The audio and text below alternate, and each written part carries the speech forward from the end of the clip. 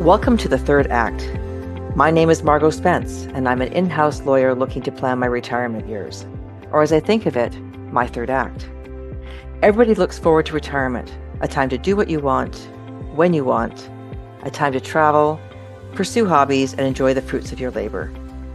But how do you find meaning in your day-to-day existence? How do you find your purpose and your people?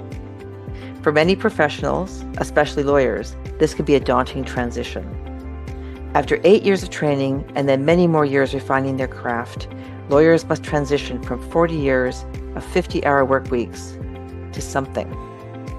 This is especially a challenge for in-house legal counsel who are accustomed to being in the center of big decisions, spending their time analyzing and solving problems, collaborating with others, and engaging with their clients. How does that lifestyle translate to a satisfying retirement? One that provides physical and emotional well-being, intellectual stimulation, collaboration, and meaning? This is the question we will explore on this limited series podcast.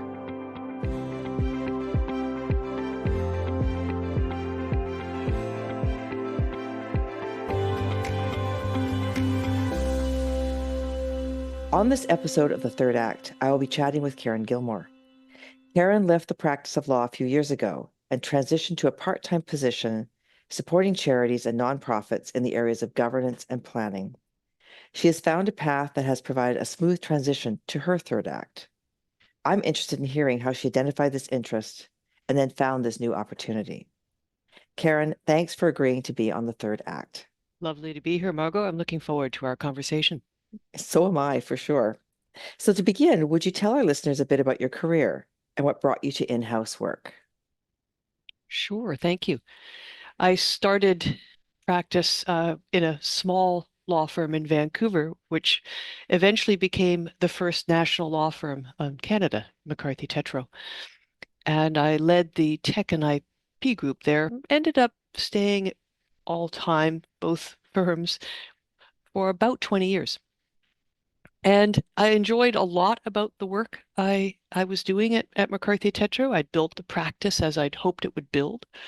But I was finding myself less and less able to do the kind of work that first drew me to the practice of law, where you're supporting and connecting with people who are creating, who are building, doing really interesting things, working more with small businesses and entrepreneurs. As you know, with the hourly rate, as you get more senior in a law firm, it's harder and harder to be affordable for that kind of work. So at one point, a client, a book publishing company client I've been working with for years, lovely people. One of my contacts there made an offhand comment, made a joke about, "Oh, it would be so great to have you here, Karen."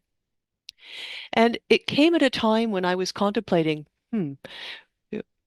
do I look for a way to come back to that core of what drew me to the law? And so I started to explore that option. And it came at a time in terms of my age of my children, where I was looking for a little bit more flexibility in my work so that I could have some more time with them. I also wanted to find more time for volunteer work again. So, long story short, I ended up as the first in-house legal counsel at this small business, a large book publishing company, but a small business nonetheless. And the role was a mix of business and law, and really enjoyed it. And after about 10 years there, realized, hmm, I have another big job in me, and I want to go back to more law. And so I made another transition to another in-house role and this was just somebody I happened to meet through my volunteer work, an entrepreneur and a philanthropist, private investment, and we had a wonderful time investing in small businesses, but also building a social profit enterprise and doing some other interesting work that really combined nicely my interests. So in both cases, they were solo in-house and first in-house. So how long were you in this second position as in-house counsel? Also about 10 years. So it's about 10 years in each of the two in-house roles. Right. So how did you come to decide that it was time to leave the practice and try something new? There's this expression of being aware of your best before date. I, and, and I guess I'd reached a point in that, again, I enjoyed my work. I enjoyed working with my boss, but I realized I'd reached a point where I thought I'd done what I could in that role with where I was for myself. And this was then early in the pandemic, and I was very much aware of the challenges that the we like to use the phrase social profit sector, that charities and not-for-profits were facing increased demands and decreased, at that point, decreased funding, decreased opportunities for fundraising. And so I was reflecting that after all these years of working in the for-profit sector and volunteering in the nonprofit sector, I wanted to explore switching that and seeing if there was a way that in my work life I could be supporting the not-for-profit charities in a different way. So it was yeah, it was just I never made a decision to retire. I just knew I didn't want to do the pure legal work anymore, and I had this benefit of a moment in my life where I could look at exploring something different and Yeah. contributing in a different way. So with this move to this new focus, did you retire your practice certificate or have you still got it? You talked at the beginning about all the years of training and the years of practice, and then what? And it's hard to tick that box that says retired and send it in to the Law Society. But so I did not do it right away for a couple of reasons. One, that reason, it's a little Mm. challenging, but also I really wasn't sure. I left my previous the last in-house role that I had without knowing what was next for me. And so I didn't want to immediately give up my status with the Law Society as I didn't know what my opportunities might be. However, I would say about half a year, 9 months into my new role, I realized this is exactly what I want to do right now, and I don't want to be carrying that practicing certificate anymore. So I am now a happily retired member of the Law Society. Still a member of the Law Society, but retired. So when you made this choice, you left your position with a goal in mind, but nothing secured. Is Mm-hmm. that correct? Mm-hmm. So that's rough to do that, to walk away. So what was your first venture after leaving the traditional role of in-house counsel? Well, again, as I say, I left knowing I wanted to find something else. So I sent emails to people I knew saying, I'm thinking about this kind of work, as I said earlier, some more direct connection in with the social profit sector, talk to people who directed me to other people, so on, and took that time to explore. Mhm. And frankly, then there was a lot of there was a lot of work and a lot of serendipity that led me to the my current role with the Discovery Group. Can you tell us a bit more about that? I'll try to shorten the story. Sure. So a number of the people that I had, people I knew who I contacted saying, here's what I'm thinking about exploring, love your thoughts about this and this. I would say three or four of them, quite independent of each other, said, you really should speak with Doug Nelson and Alison Haug, who are the founders of the Discovery Group, because they're doing some really interesting things. So I had on my growing list of people to contact and opportunities to explore. I had their names. And then I took a course in one of my hobby areas that was a in-depth course, and it ended with there was a big exam at the end. It was during the pandemic, so you couldn't do study groups and all that, but people talked to each other throughout the course, and you tend to sit in the same places. Anyway, long story short, this woman and I were chatting at the end and talking about how we were looking forward to not having to study. I hadn't studied that hard since bar ads, I think. And I said, yes, but I'm behind in preparing for an annual general meeting for a not-for-profit I'm involved with. She said, oh, I do some work with non-for-profits as well.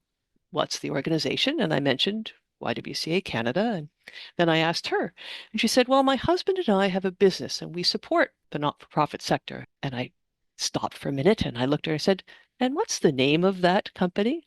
And sure enough, it turned out this was Allison and the Discovery Group. So we connected, and I don't, maybe 2 months later, I was working with the Discovery Group. That's crazy. Yeah, So you go off to do something that's totally unrelated to law, unrelated to where you're going. Can you tell us what it was? sure. It's a wine course, this organization called WSET, the Wine and Spirit Education Trust. So I've been studying wine for years, and this was a very intense course I'd not had time to do until I was not working. Wow. So wine led you to the next step of your third act. There's a lot to unpack there, Margot, but Well, it's also interesting that the serendipity of it all, because here you are, you've left something, you're making inquiries with a number of individuals, all of them are sort of pointing in one direction, and yet you go off and take a sommelier course and end up meeting the people that you're supposed to be meeting from all those inquiries. So yeah, that does it's a sort of a first indication you might be in the right spot. yes, exactly, That's exactly. it. Well, that's interesting. I think I'm also interested in the fact that, to think when you leave a profession, taking a course such as what you did was also a way to cleanse your mind, so to speak. Hmm. It takes you out of Hmm. old habits, and you're pursuing something that you enjoy, aside from the fact that it led you to the place you needed to be No, next. absolutely. So everybody needs to be looking for that when they're planning their third act. Well, it's certainly one of the great pieces of advice for those who do want to or are considering retiring, quote unquote, is exploring hobbies, right? And so this was just, I knew I wasn't going to retire, but it was an opportunity. I had this gap and this opportunity to explore this Exactly. hobby deeper. Yes. So you're now working with the Discovery Group.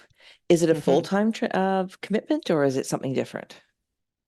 It is part-time, and the work is project based. We work with social profit organizations across the country, and I work with them on strategic planning, board governance, governance reviews, that kind of work.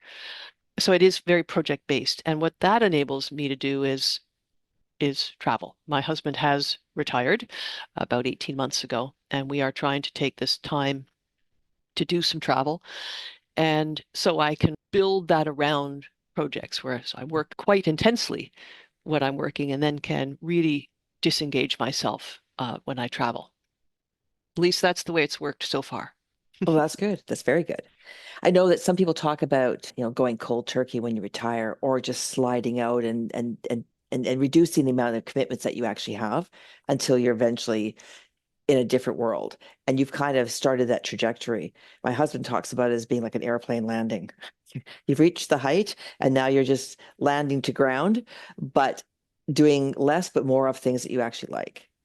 Assuming that I liked your law career, but this would be something Yeah, different. yeah, it is something different. And as with any, trying to keep the metaphor here, as with any flight, there can be unexpected things. You Mhm. know, you might get some turbulence. You might have to have to go to a higher elevation and then drop down again, whatever that might be, because there are other things going on in lives that take up some time.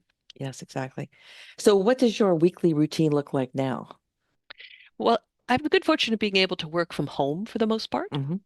So, uh, well, I don't know how detailed you want to get, but for me personally, exercise is a very important part of my life.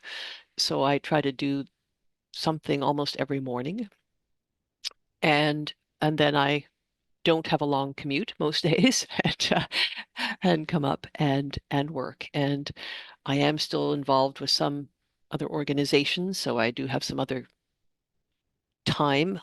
When I'm in my office, I'm not always working. However, I tend to work at least some part of 4 days a week for the most part, often more. Hmm. Yeah, it depends. With the strategic planning, for example, as you're building up to an in-person session, it's very intense, and then you get to be with the people in person, which is lovely. And again, because of its project base, I get to plan out quite a ways in advance. And so in between that, we can do some travel planning as well. Oh, that sounds very good. So you basically have like a 2 or 3 month intensity of focus, and then you with also some personal interests sort of brought into that timeline, and then you get to go off and travel and enjoy other things. That sounds very nicely balanced. Yeah, I don't go away for more than about 3 weeks at a time, Hmm. 2 to 3 weeks, and maybe 2 or 3 times a year. So spread throughout that. And and as with many sectors, there are times when the sector as a whole in the social profit sector is a bit less busy. August tends to be, just July, August, there are a lot of people who are on holidays, and the December break tends to be a quiet time as well. So I also try to keep that in mind as I'm planning my personal activities. Exactly. So not giving anything away to the Discovery Group, but what are your plans for the future? Yes, well, I'll tell Doug and Allie to plug their ears. No, I'm very, at this point, I am very happy with what I'm doing. I really feel quite fortunate to have found this role that is pulling together so much of my past experience in terms of the legal governance, social profit organizations. I get to work with amazing people, both as a part of the team of my colleagues, but also our clients, and we're doing such wonderful things for our communities and our society. So at this point, I have no plans to I'm trying to go back to the metaphor to get off the airplane. I'm not sure whether uh, however, I probably will want to uh, bring it down to a lower elevation as also some family commitments change and may need some more of my time. That's right. I spoke to another lawyer, and he was saying that, with his retirement, he just jumped on all kinds of boards, and he's been doing it for 5 or 6 years. He says, now I need to be deboarded. He's Yes. got way too much on the go, and he says, I need to refocus on what I need to do. What tips would you share with our listeners when they're planning their third act? I guess what I've observed from my experience, my husband's experience, our friends, it, there are so many different ways of approaching one's third act. And taking the time to understand what feels right for you is so important, not feeling obliged to follow a certain route because that's what people say you should do. Uh, just if one is in a relationship and one partner is retiring and the other, I have heard every variation of the advice of no, retire together. No, make sure one retires first. No, you have to understand what's right for you. And um and and as I said, it, I was in a privileged position to be able to make a choice. And if you are also in that privileged position to be able to make a decision for yourself about what your future looks like, really don't squander that. Make sure that you're taking that time to really understand what's going to fulfill you. And almost the same advice you might give someone starting a career, don't believe that the decision you make on day one or day 100 is going to be the same on day 200 or 300. Just be open to opportunities and decisions and to changing your mind. Exactly. I think we get on a path and we follow it, and we have our, movement up the ladder, down the ladder, whichever you're doing when you're in the legal practice. And it's almost a pattern that people have a hard time breaking. And it sounds like you've managed to, walk away from that pattern, assuming it was entrenched in your psyche, and find out what really does work for you right now, and find those opportunities that fit that Mhm. mold for sure. And it may have been easier to some extent because I'd already made several changes, Mhm. which was not at all my intent when I started practicing, I was sure that I was going to be, wheeled out of the corner office when I was no longer able to do work. And having made that first step, leaving leaving the partnership and going in-house to a small business that had never had anyone like me in-house before, having made that step, made it easier to make the other steps because you realize the skills that you have learned and developed as a lawyer are so transferable and so deep, and you can explore what's right for you at different times. Exactly. So now that you've experienced this, I guess, third transition or second transition, full-time practice, in-house, and now to this, what is the one thing you know for sure about your third act? How lucky I am to have found this. I really it was serendipity. It was bringing together. It was also because of connections developed over the years Exactly. and being able to bring together these experiences to this role. I feel very, very lucky. And drawing on what I was just saying, perhaps what the other thing I know for sure is I don't know what's next.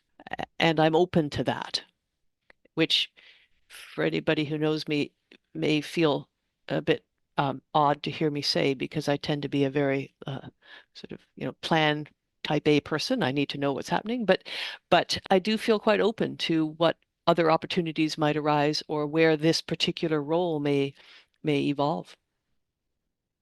Well, sounds pretty exciting, to be honest. I'm very happy. And I can tell people won't see your face, but I can see the big smile on your face. Yeah. No, Yeah. that's good. The one thing that's been great about this podcast series is learning how people have approached leaving that traditional career path, private counsel or in-house counsel, and then transition to something different, leveraging what they've done, but in very different ways. Hmm. And I think that just reinforces your comment that there is no one set way, but there's a lot of ways that people just have to explore. But the one thing is you have to do something. Like you've got to reach out to people and talk. That makes a big, big difference. And the other thing to bear in mind, and I don't know if this will resonate with anybody, but nobody, no matter what you do in your second, third, fourth act, nothing that you do takes away from what you've already achieved and accomplished.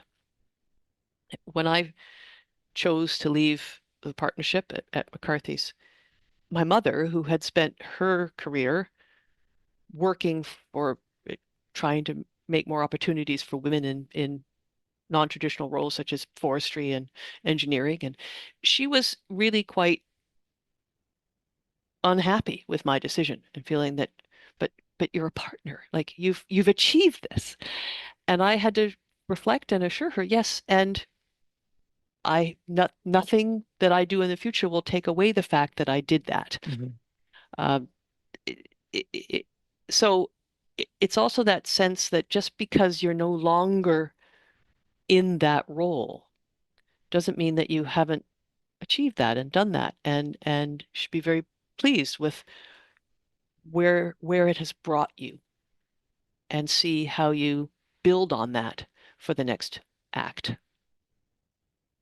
That's a wonderful thing to think about because I think that might be one of the sticking points when people say, "Oh, I'm retiring. I'm taking down my shingle. I'm no longer practicing," and then they lose their identity. But Mhm. the identity is there, Exactly. and you just have to remember it yourself. No one else is going to forget it, but you have to remember it yourself and not feel that you've been stripped clean of all those accomplishments. Hmm. Well, that's very thought-provoking. Thank you. You can thank my mother for having provoked that thought. Is there any other final thoughts you might have? There's a lot of discussion right now about the word retirement. And interestingly, my husband and I were just talking about this a few nights ago.